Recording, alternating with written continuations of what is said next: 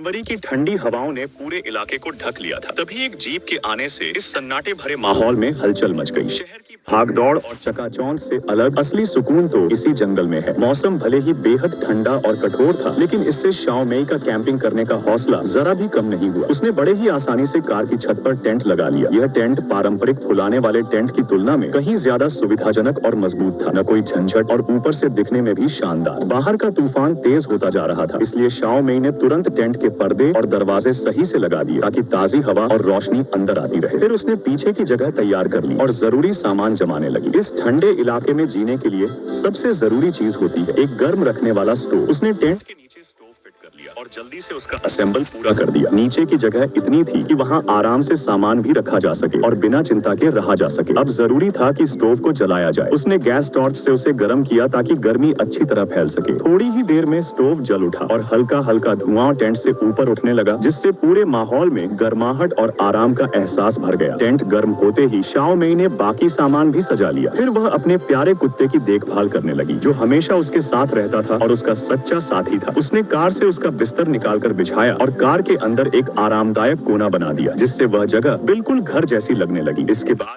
Shao May ने खाने की तैयारी शुरू की। उसने तय किया कि इस ठंडी जगह पर एक गर्मागर्म जापानी स्टू जैसा खाना से अच्छा और क्या हो सकता है। आधे घंटे की मेहनत के बाद उसका खाना तैयार हो गया। बिना समय गंवाए उसने गर्मा गर्म खाने का आनंद लिया। शहर से दूर प्रकृति के बीच इतनी ठंडी में भी गर्मा गर्म और स्वादिष्ट खाना पाना वाकई एक अनमोल सुख था। ऐसी जिंदगी सच में बेहद आरामदायक लगती है। कब शाम ढल गई पता ही नहीं चला। हालांकि स्टोव से गर्मी मिल रही थी, लेकिन टेंट के अंदर अब भी थोड़ी ठंडक बनी हुई थी। इसलिए शाओ मेई ने एक हीटर निकाला और तुरंत चालू कर दिया। अब स्टोव और हीटर दोनों की वजह से टेंट के अंदर का तापमान जल्दी ही बढ़ने लगा, लेकिन सिर्फ बैठे रहना थोड़ा उबाऊ लग रहा था। शाओ मेई कार के अंदर गई और टैबलेट खोलकर हाल ही में रिलीज हुई फिल्म देखने लगी। तभी अचानक बाहर तेज आंधी चलने लगी। टेंट की सुरक्षा के लिए उसने जल्दी से दरवाजा और पर्दे दोबारा ठीक से लगा दिए ताकि हवा से अंदर का सामान बिखर न जाए। इसके बाद उसने रात का खाना बनाने की तैयारी शुरू कर दी। शाओ मेई ने पहले से तैयार की हुई ताजा पिज्जा निकाली और उसे ओवन में गर्म करने रख दिया। थोड़ी देर इंतजार करने के बाद पिज्जा पूरी तरह से बेक हो गई। उसकी खुशबू पूरे टेंट में फैल गई। साथ में उसने एक ठंडी ड्रिंक भी ले ली और आराम से रात का खाना एंजॉय किया। पेट भरने के बाद रात गहराने लगी। शाओ मेई ने लाइट बंद की और कार के अंदर अपने आरामदायक बिस्तर पर सोने चली गई। पलक झपकते ही अगली सुबह हो गई। सुबह की धूप खिड़की से छनकर उसके चेहरे पर पड़ी और उसने नींद से आंखें खोली। बाहर अब भी चारों तरफ बर्फ जमी हुई थी। उसने सबसे पहले स्टोव को दोबारा जलाया और नाश्ता बनाने की तैयारी शुरू कर दी। क्योंकि आज उसके पास और भी प्लान थे, इसलिए उसे पूरी तरह फिट और एनर्जेटिक रहना था। नाश्ता जल्दी ही तैयार हो गया। उसने खास सॉस के साथ उसे खाया और हर कौर का भरपूर स्वाद लिया। इसके बाद उसने समय का सही उपयोग करते हुए अपना सारा सामान पैक करना शुरू किया। हालांकि शाओ मेई देखने में पतली दुबली लगती थी, लेकिन 2 साल से ज्यादा का कैंपिंग अनुभव होने की वजह से उसने बड़ी जल्दी टेंट को समेट लिया और सब कुछ फोल्ड करके वापस कार में रख दिया। अब इस खूबसूरत कैंपिंग का सफर पूरा हो चुका था। सामान समेटने के बाद शाओ मेई ने जीप स्टार्ट की और अगली रोमांचक यात्रा की ओर निकल पड़ी।